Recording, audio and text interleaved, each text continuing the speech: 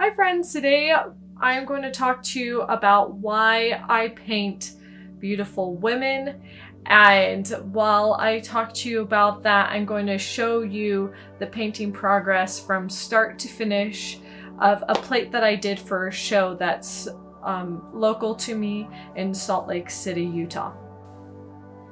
Okay, there's two things that I absolutely love. The first being art, and the second being history. Now, there are other things I love too, like Star Trek, but that's unimportant to this conversation.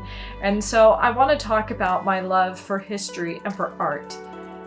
My favorite thing to do as a child was to go through museums. My mom would take me to art museums wherever we would visit and let me have some time in those museums. And I loved looking at these beautiful, incredible paintings, and a lot of them were filled with women, whether it was nude women or reclining women or women together.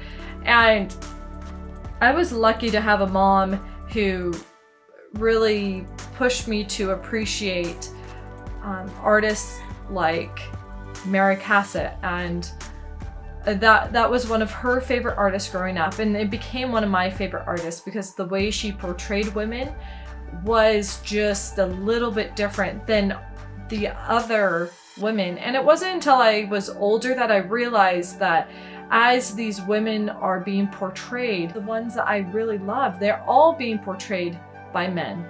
Now, that doesn't dismiss how wonderful and how great these paintings are, but it does give a little bit of a different perspective in how they were looking at these women. And as I've read more and I've looked into my history more, a lot of these women that the men would paint would become sexual objects to them. And I don't know, as a woman, there is so much more to me than being a sexual object for men to look at.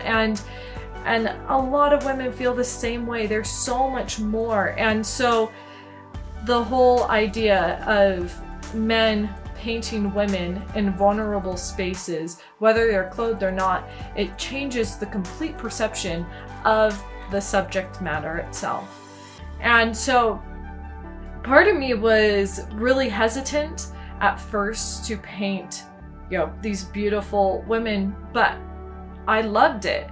And I love the idea of painting beautiful women. And so I spent a lot of time thinking about, okay, why am I attracted to that? Why do I want to do that?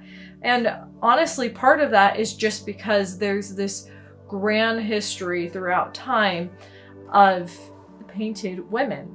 And as you go further back in history, to the medieval ages, there's less of the sexual connotation and more of a religious connotation.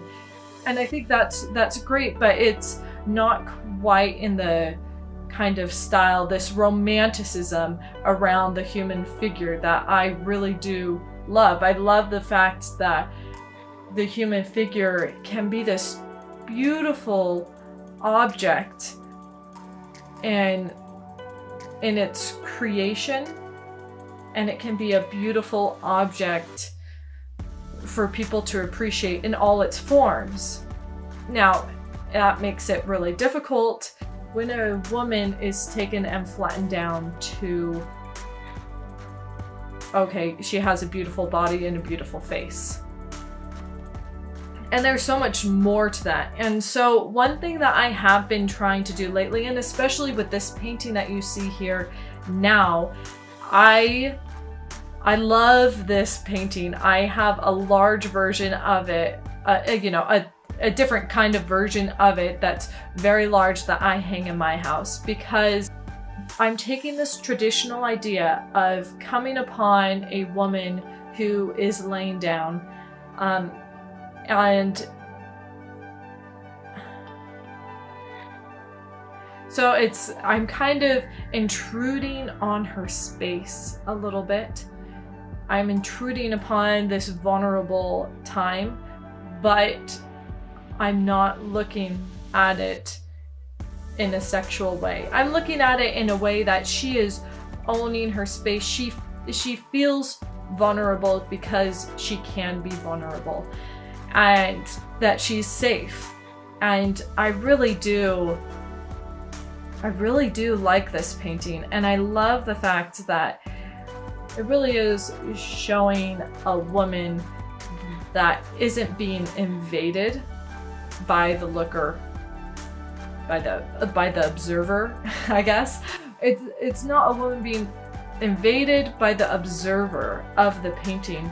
It's an observer peeking into this life of this woman.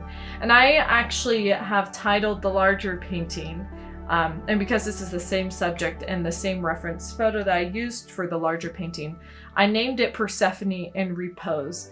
And I've been thinking a lot about Greek mythology. I really enjoy these kind of stories and these ideas that are grown through history, that a lot of our beliefs are really based on. And so looking at the story of Persephone and kind of taking it back a little bit for women. Essentially, Persephone is forced into a marriage to the king of the underworld, right? And she's trapped, she's stuck. But in this picture, I am showing her as the part of the story where she gets to leave the underworld. So she gets to leave the underworld for half of the year, but she has to return for the other half of the year. And this is a story about the regeneration and the seasons. And instead of her showing that she is trapped and she is stuck because she is the wife of the king of the underworld, instead it's showing that she is the one who is in control. She is the one who is deciding when does spring start, when is their summer, when is their fall, when is their winter, because that is her purpose and her responsibility in this myth. Eventually it comes to be that she is the one that controls the seasons. And so instead of, you know, her being happy because she's out of the underworld and then her being trapped because she's in the underworld, it's her on this precipice. She's laying down in this darkness and she has the light shining on her. And it's one of those things where, do we really know what she is going to do next? She's resting. It could be any second. She could get up and decide, you know, is it time for me to go down to the underworld, or is it time for me to come out? And this idea that the rebirth and this renewal of the earth only depends on what choice she is going to make next. So that's a little insight into some of my thoughts about this painting and some of my thoughts about why I've been painting beautiful women and trying to take some of these more historical poses and trying to adjust them slightly so that they become a different story. And I think it's wonderful that I can do that just a little bit at a time, and I can try it out, and I hope other people can see that too and that they can appreciate it. And I appreciate you for watching this video, and please like and comment and subscribe. I'm always getting new ideas for videos from you guys and your comments, and I really appreciate that, and I will see you next time.